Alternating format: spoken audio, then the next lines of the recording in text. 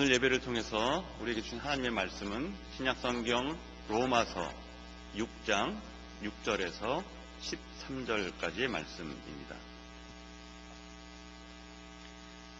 신약성경 247쪽 어간이 되겠습니다.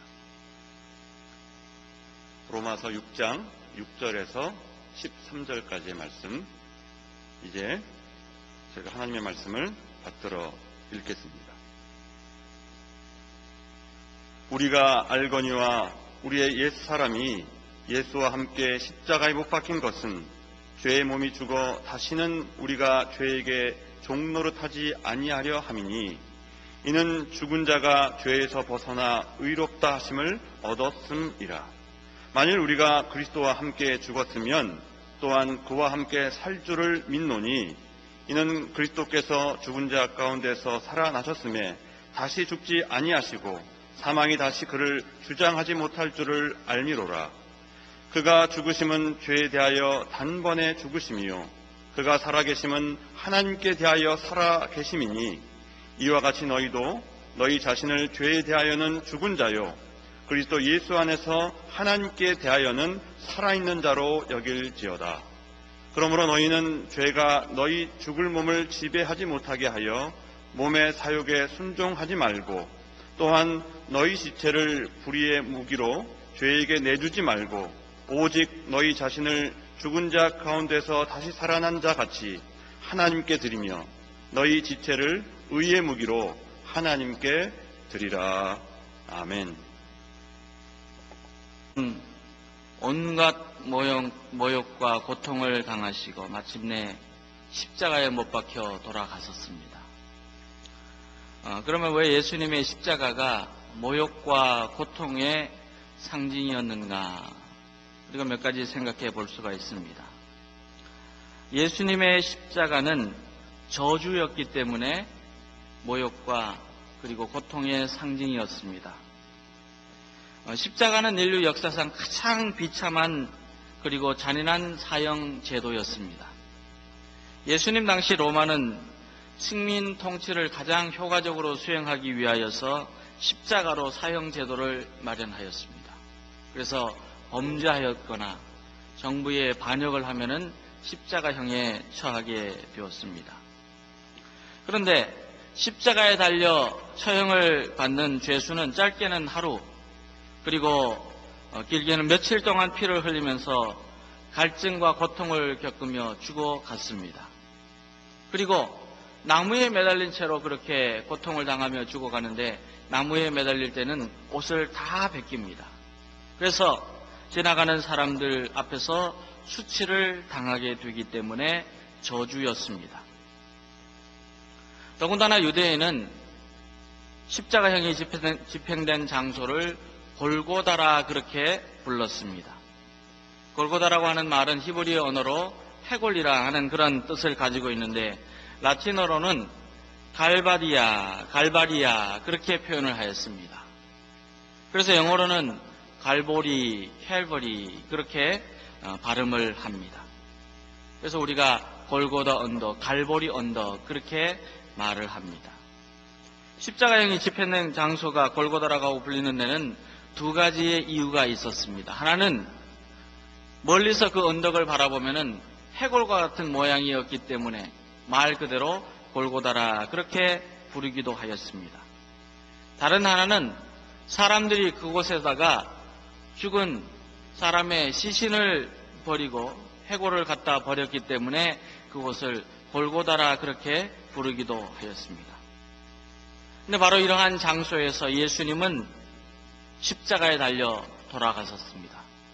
그렇기 때문에 예수님께서 저주를 받아 죽으신 것이 아니냐 그렇게 말하는 사람도 있었습니다. 당시 로마인들에게나 유대인들에게나 모두 십자가는 모욕과 고통의 상징이었을 뿐만 아니고 저주의 상징이었습니다. 당시 로마 시민은 아무리 중죄인이라도 십자가에는 처형하지 않았습니다. 왜냐하면 십자가는 저주의 상징이었기 때문입니다.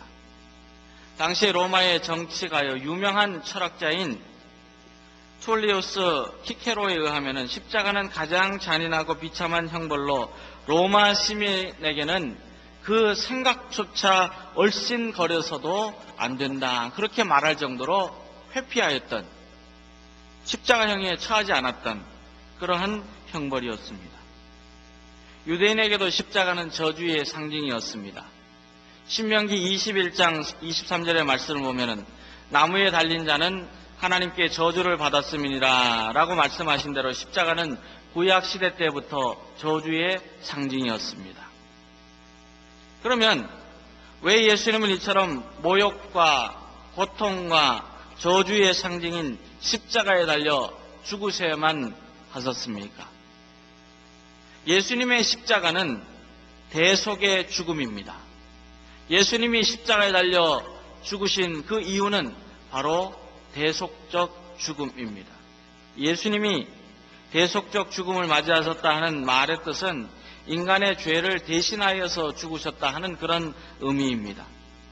하나님의 독생자 예수님이 이 땅에 오셔서 우리의 인간의 죄를 용서해 주시려고 십자가에 달려서 우리를 대신하여서 죽기까지 우리를 사랑하여 주시고 용서하여 주시고 구원해 주신 십자가의 은혜가 바로 예수님의 죽음이기 때문입니다.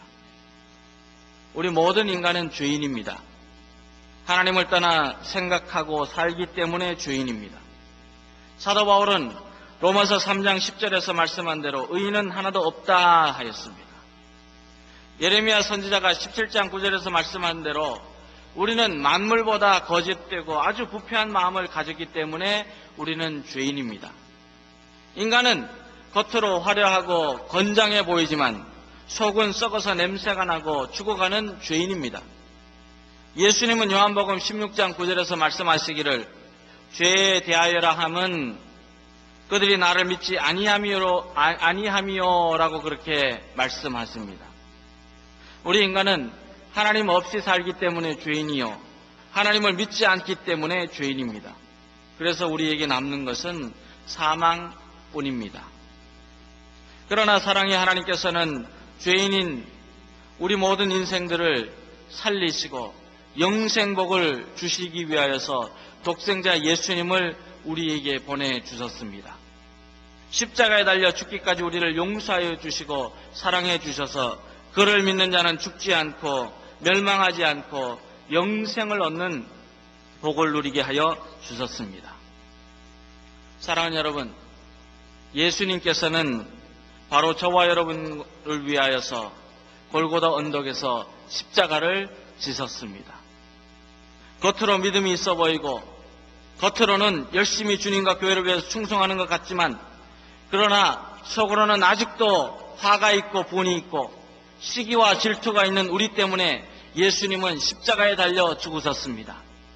아직도 재물의 욕심, 명예의 욕심, 권세의 욕심 때문에 하나님의 것을 하나님의 것이라 인정하지 않고 내 것이라고 움켜잡는 저와 여러분의 욕심 때문에 예수님은 십자가를 지셨습니다. 의인은 하나도 없고 오직 의인은 믿음으로 살리라 말씀하시는데도 믿음은 하나도 없고 그저 내가 의인이 되고 내가 최고고 내 뜻대로 해야 하고 내 의지대로 해야 하는 나 때문에 예수님은 십자가에 달려 죽으셨습니다. 이사야서 53장 5절 6절에는 내 의 때문에 내 욕심 때문에 내 거짓 때문에 내 죄 때문에 십자가를 지시는 메시아 예수님에 대해서 이렇게 말씀합니다. 그가 찔림은 우리의 허물을 인하며 그가 상함은 우리의 죄악 때문이라. 그가 징계를 받음으로 우리가 평화를 누리고 그가 채찍에 맞음으로 우리가 나음을 받았도다. 우리는 다 양 같아서 그릇 행하여 각기 제 길로 갔거늘 여호와께서는 우리 모두의 죄악을 그에게 담당시키셨도다. 세례 요한은 세례를 받으시러 오시는 메시아 예수님을 보고 사람들을 향하여서 요한복음 1장 29절에서 이렇게 외쳤습니다. 보라, 세상 죄를 지고 가는 어린 양이로다.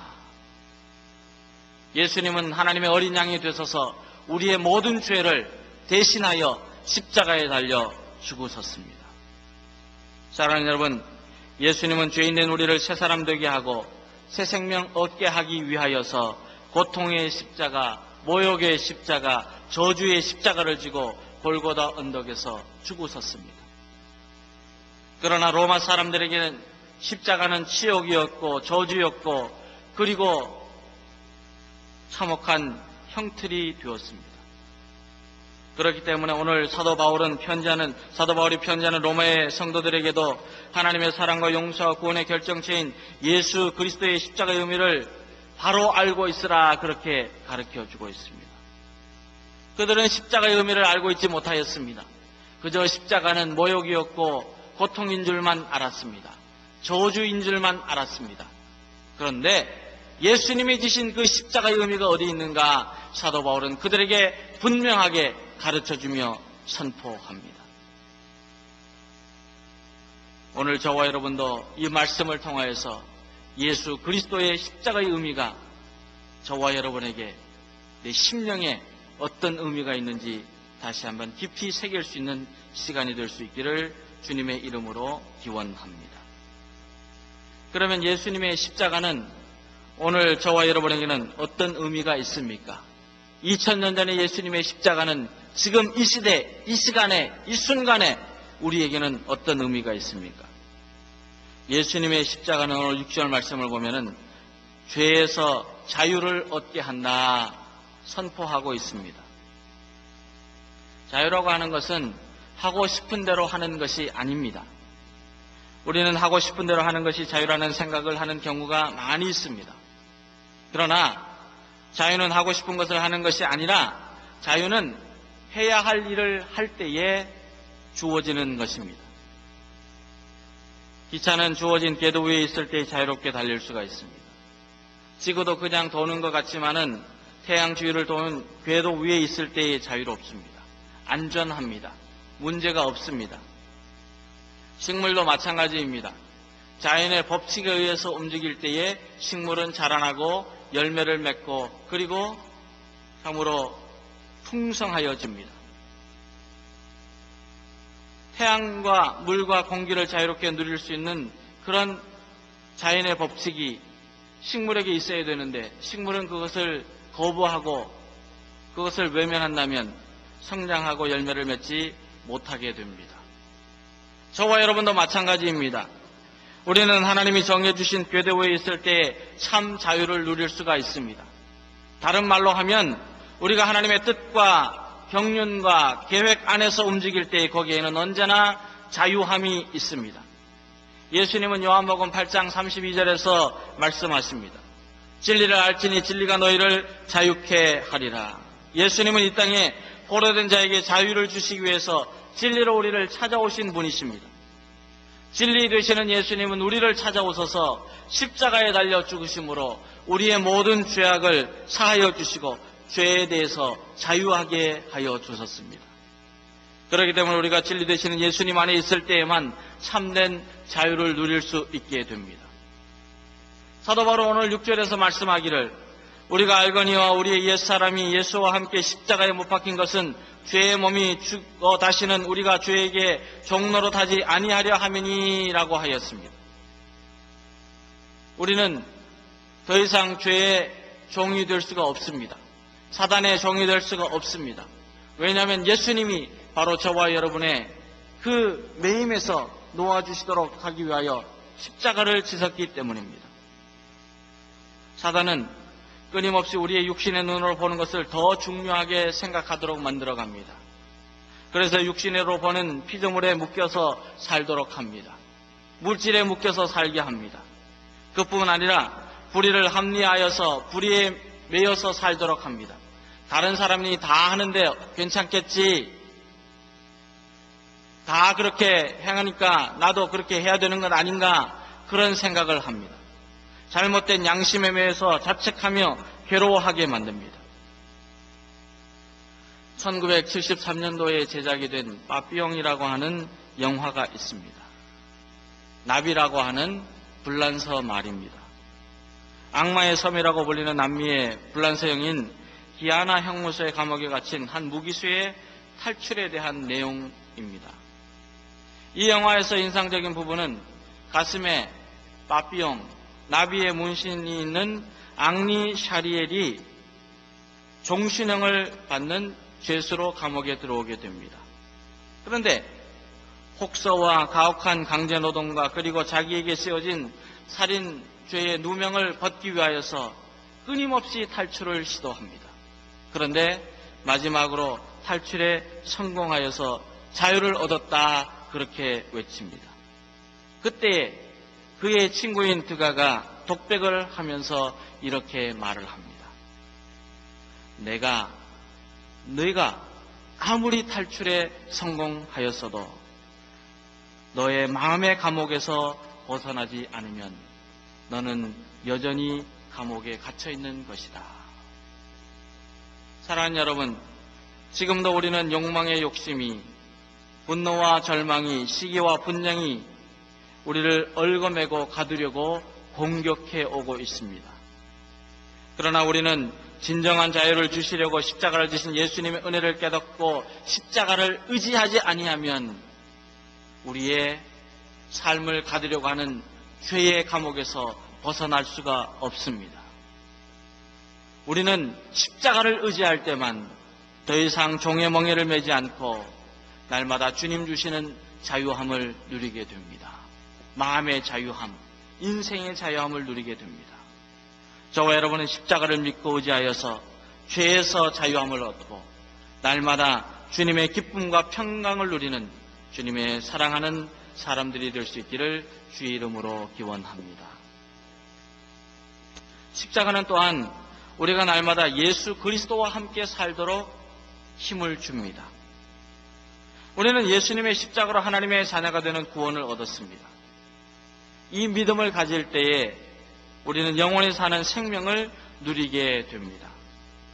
예수님은 요한복음 5장 24절에서 내가 진실로 진실로 너희에게 이르노니 내 말을 듣고 또 나 보내신 이를 믿는 자는 영생을 얻었고 심판에 이르지 아니하나니 사망에서 생명으로 옮겨졌느니라 말씀하고 있습니다.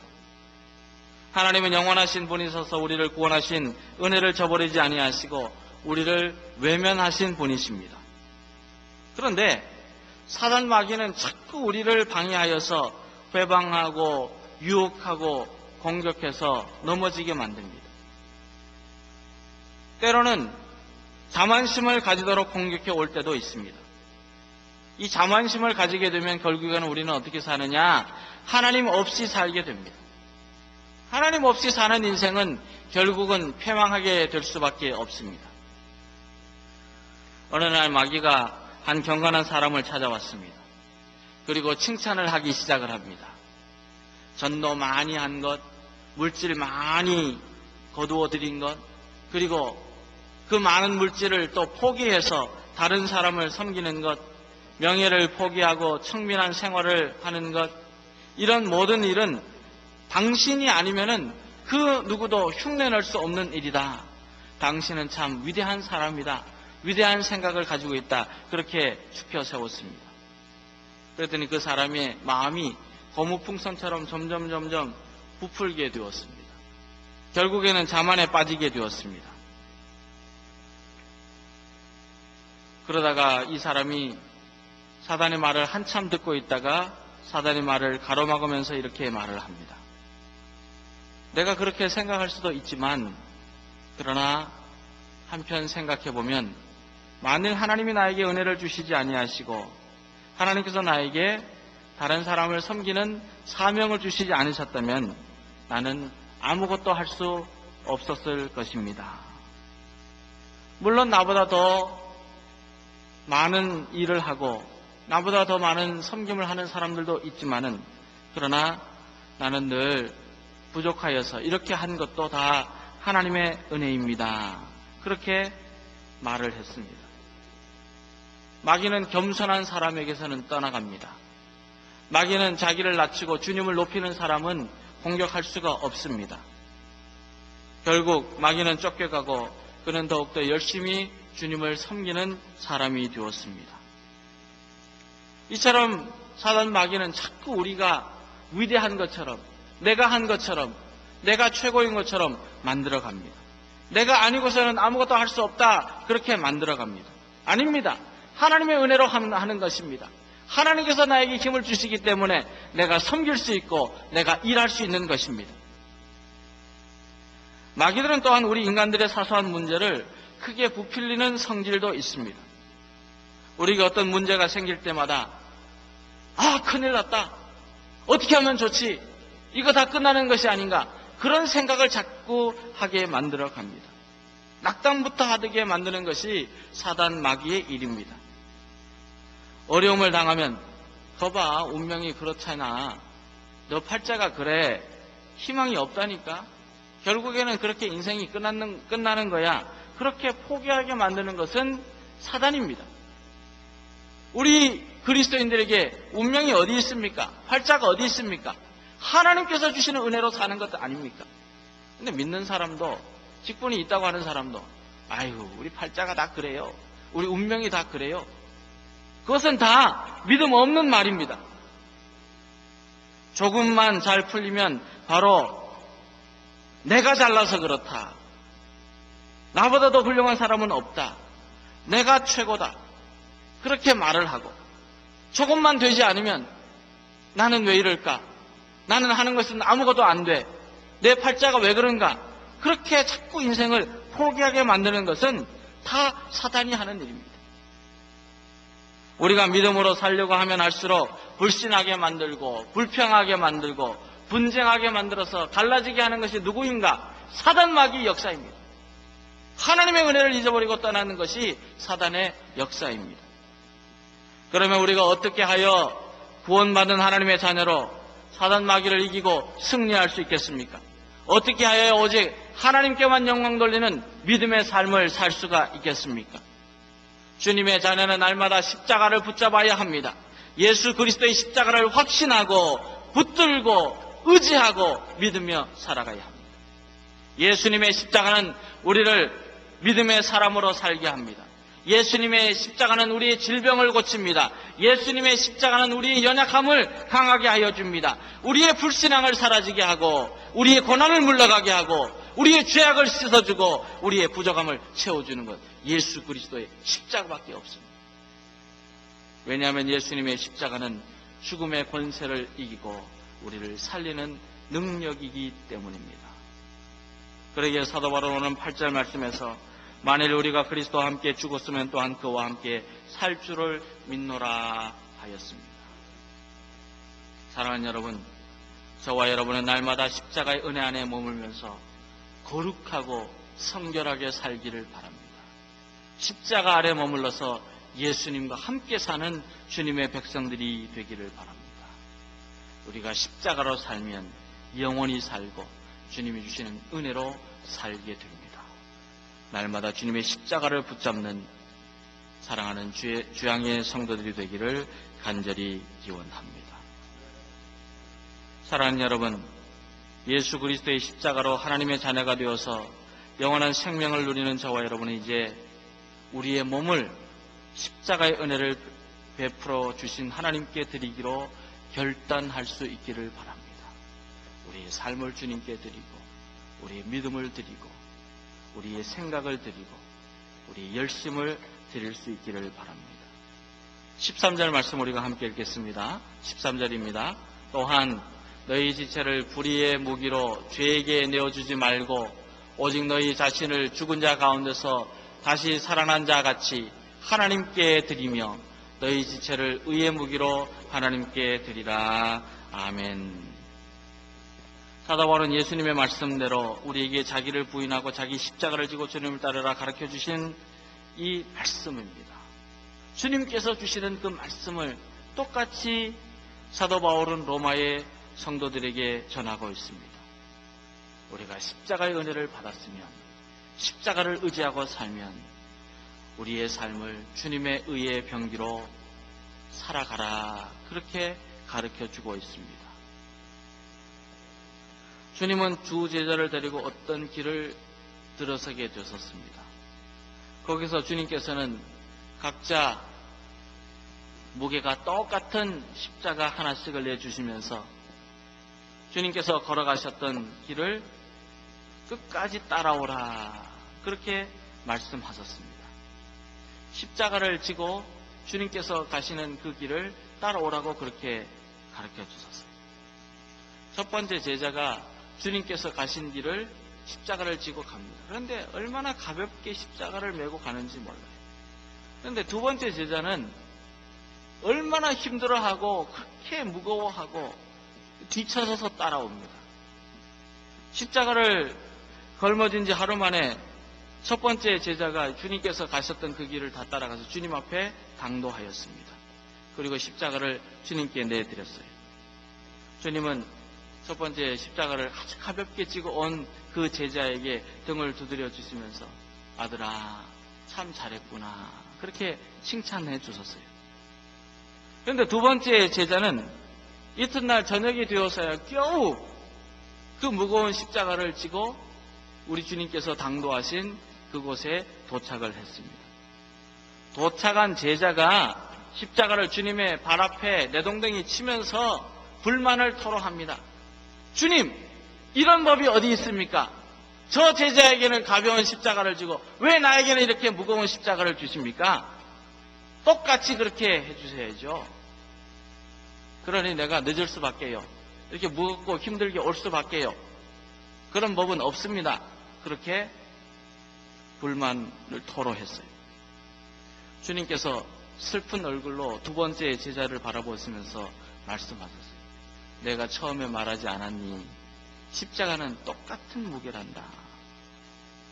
그런데 두 번째 제자가 대답을 합니다. 그런데 앞사람은 어떻게 저렇게 가볍게 십자가를 지고 올라갈 수 있고 나는 이렇게 무겁게 어렵게 올라가는데 더군다나 하루길이 더 지체되어서 올라가게 되었습니까?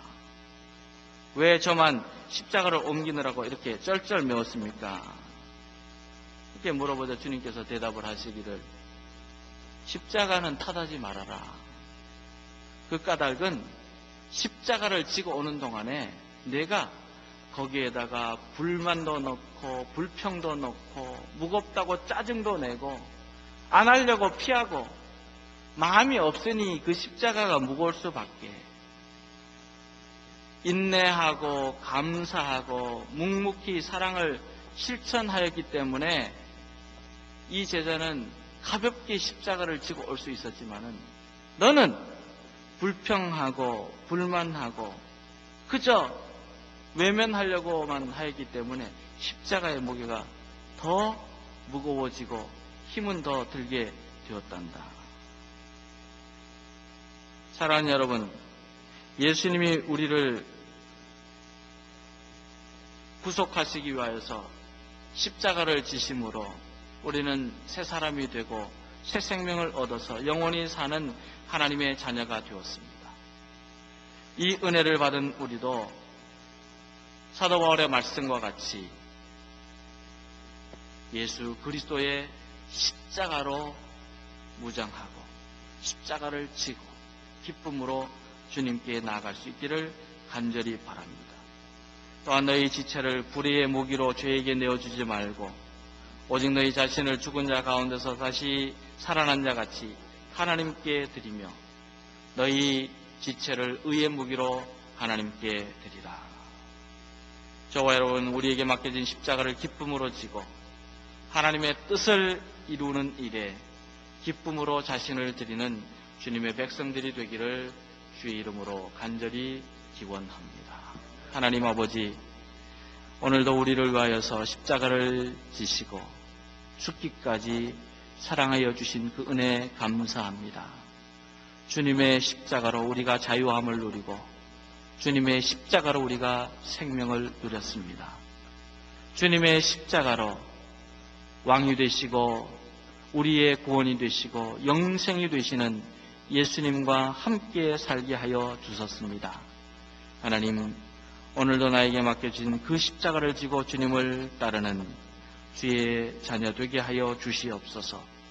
이제는 내 삶, 내 지체, 나의 생각까지도 불의의 무기로 죄에 내어주지 않는 하나님의 자녀 되게 하여 주시고 날마다 십자가를 의지하며 십자가를 기쁨으로 지고 주의 뜻을 이루어가는 하나님의 자녀들이 되어서 이 땅 가운데 하나님의 풍성한 일들 이루어가는 큰 역사 이루도록 축복하여 주옵시기를 우리 주 예수 그리스도의 이름으로 간절히 기도하옵나이다. 아멘.